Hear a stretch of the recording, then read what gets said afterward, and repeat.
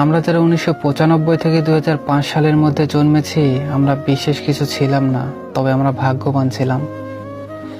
যখন আমরা ছোট ছিলাম, হাতগুলো জামার ভিতরে ঢুকিয়ে রেখে দিতাম আর বলতাম আমার হাত নেই।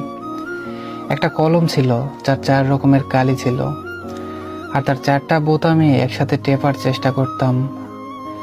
আমাদের সময় এক হাত কলম পাওয়া যেত, আমরা সেই কলমটাকে কেটে ছোট কলমে আবিষ্কার করতাম। দরজার পিছনে লুকিয়ে থাকতাম, কেউ এলে চমকে দিব বলে। সে আসতে দেরি করেছে বলে অধৈর্য হয়ে বেরিয়ে আসতাম। রাতে হাঁটার সময় ভাবতাম আমি যেখানে যাচ্ছি 4টাও আমার সাথে যাচ্ছে। কারেন্টের সুইচের দুদিকে আঙুল চেপে সুইচকে অন অফের মাঝামাঝি অবস্থায় আনার চেষ্টা করতাম।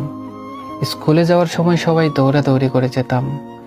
ক্লাসে কলম কলম খেলা, খাতায় ক্রিকেট খেলা, চোর ডাকাত, বাবু পুলিশ খেলতাম। অনেক সময় স্কুল ফাঁকি দিয়ে কয়েকজন বন্ধু মিলে ঘুরতে যেতাম, আড্ডা দিতাম, আরো কত কি। 1 টাকার রঙিন কিংবা নারিকেলে আইসক্রিম, হাওয়াই মিঠাই খেতে না পারলে মনটা খারাপ হয়ে যেত। হঠাৎ আকাশ দিয়ে হেলিকপ্টার গেলে সবাই রুম থেকে বের হয়ে আকাশের দিকে তাকিয়ে থাকতাম। স্কুল ছুটি হলে দৌড়িয়ে বাসায় আসতাম মিনা কার্টুন দেখবো বলে।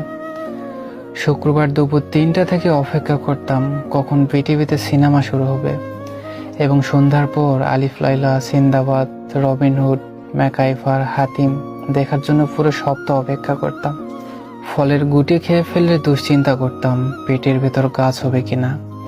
মাথায় মাথায় ধাক্কা লাগলে শিং গজানোর ভয়ে আবার নিজের ইচ্ছায় ধাক্কা দিতাম। কেউ বসে থাকলে তার মাথার উপর দিয়ে ঝাঁপ দিতাম যাতে সে আর লম্বা হতে না পারে।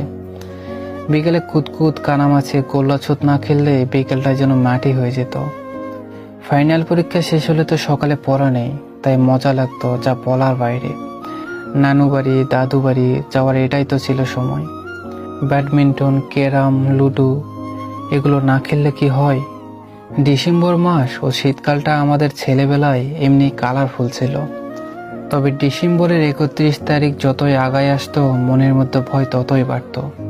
তাই ওই দিন যে ফাইনালের রেজাল্ট দিবে তাই আর কি। আমি জানি আমাদের জেনারেশনের যারা কথাগুলো শুনছেন, নিশ্চয়ই আপনাদের মুখে হাসি ফুটে উঠেছে। এসব কথা মনে পড়লে ইচ্ছে করে আবার যদি সেই ছেলেবেলাটাকে ফিরে পেতাম। আসলেই ওই দিনগুলোকে খুব মিস করি, অনেক বেশি মিস করি।